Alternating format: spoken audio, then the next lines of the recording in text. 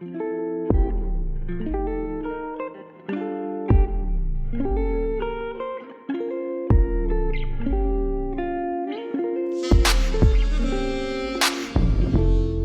guys, this is Robert. I'm the GM of School DnD. Today I'm being joined by Joanna. How's it going, Joanna? Hey, I'm great. How are you? Doing all right. So this is the first role-playing game I've got to experience with you in the party. So can I ask you, what was your first experience with role-playing games, and what was the best memory you have as a role player? So my first experience with role-playing was back in January, a couple months, or it's like, 6-7 months ago now. A couple of my friends, we wanted to try out D&D, and the whole campaign was brand new to it. So we pulled out a 5th edition box thing, and we all got prescribed character sheets. So that was my first experience with it. And I played it was a halfling rogue, and then I multi-classed as warlock later. So that was really fun. So I'm kind of new to the role-playing realm, but it's fun. I love it. Yeah, it is really fun, and it's a really good outlet creatively as well. My first race in class was a halfling rogue. It was 3.5, but we just got one session in and it was just cut off immediately. Oh. You're playing Toramika. Yeah. Can you go ahead and give us a quick breakdown of who Toramika is? So Toramika is the oldest of a bunch of siblings. Her parents are poor. She lives in the slums of Kamakaski. Being the oldest, she's put in charge a lot, whether she likes it or not. And her parents leave often for long periods of time to go find work outside of the slums. She often, the kids who live in Kamakaski are often left to their own devices, and they can just be susceptible to a lot of things. So she, as the oldest and being in charge, is often having to watch out for them and defend them. She has an experience the year before she enters her second year of high school, or the summer before she enters her second year of high school. Her parents came back to find that her youngest sibling had gone missing, and on Toramika's watch. And so she's really distraught, has brought shame on her family, is really trying to just figure out what life even means anymore. And so, yeah, she has this, she's finds herself on the edge of town and is considering taking and just ending it all, and has this really bright light come, and she's not really sure what to think of it, and ends up almost, she thinks she just passes out. She's not really sure what happens. That moment and what follows gives her a renewed sense of identity and what her life calling and mission is. And so she still embraces that identity as defender, and really sees that as her only just purpose for living and for trying. Yeah, and all those experiences are probably going to be something we'll be exploring in the campaign. But something that's even more important to what makes up a character is something like, what's Toramika's favorite food? Oh yeah. Well, growing up in the slums, sometimes there's not a lot. So her favorite food is inago, which is grasshoppers that are, I believe they're wrapped in rice, and you can either get them at the vending machine or you can order them in a can, and she prefers the canned version.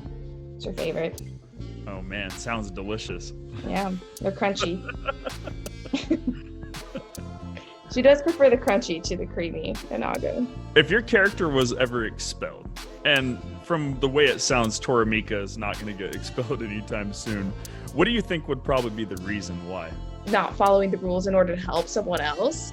So I could see her, I don't know, forging some documents or doing whatever she needs to do to help out the little guy stay out of trouble. Speaking of forging documents, one day Toramika was called up to the principal's office. Principal Takahiro. He's always been seen as a stern man, but Toramika's done a pretty good job of staying out of his sight and out of his mind. So she approaches his office. He turns and he sees her. Go ahead, ma'am. Take a seat. Yes, sir. He slaps a folder in front of her. Can you explain this? The name on the document is Riku, and it is homework that has been filled out. Yeah, yes, this is, I don't know what this is, but I know Riku is my friend. Well, your teacher claims that it's forgery. Forgery? Yes, and the person that's been spotted around her and tutoring her is you, Toramika. Sir, it is true that I've been tutoring Riku and helping her, but this is not my handwriting. And aren't you a certain president of a calligraphy club? Yes, and I can show you my documents so you can see that it is not the same handwriting at all. This is Riku's work. All right. I'm going to ask you to hand over these documents. Yes, sir. Let me. And she rummages around in her backpack and pulls out some papers to hand him. He looks at it, looks at the homework. Toramika, this is not enough evidence for me to actually accuse you. But I do warn you, if this continues, I will be forced to expel. Yes, sir. I understand. It didn't happen, but believe me, Riku is a very good student, and she's progressed a lot. And I believe if you give her a second chance, you'll see that she has a lot to bring to this school and to offer this school. She is too far gone. You must make sure you distance yourself and focus on your grades and on your conduct. What has she done? Why is she too far gone? She's only tried at this school. If you guys would just give her a chance. That is not something I can reveal to a student. You have to mind your place, Toramika. Yes, sir. But I will not judge her too harshly. She still has a place in this school for now. yes, sir. He takes the folder, puts it away into a filing cabinet. Do you have any other questions for me, ma'am? No, just watch how well she does in debate team this year. You'll be impressed, I promise. I hope so. Obviously, I do not want to expel anyone. But if my hand is forced, the reputation of Byakko Academy comes first. Please see yourself out, ma'am. And he turns. If you look anywhere near his filing cabinet, you can see, like, basically there's like a small hole in the wall, and there's these two little beady eyes coming from this hole. And they're like blinking at you.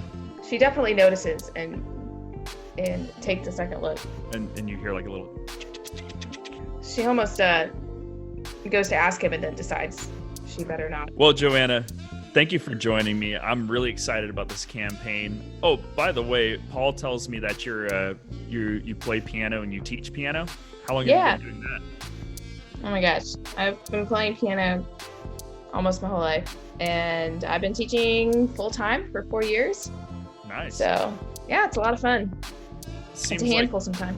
It seems like this group's full of like talented people. Some of them have been writing music for this campaign too. So, Joanna, do you have anything you want to say to the people who are viewing this content? Oh man, be ready for a crazy ride. I have no idea what's in store, and I'm super excited to find out what Rob has cooked up for us. So I think it'll be a lot of fun. I think you guys are going to end up surprising everyone more than me. That being said, you guys keep rolling those dice and have a good night. Oh yeah.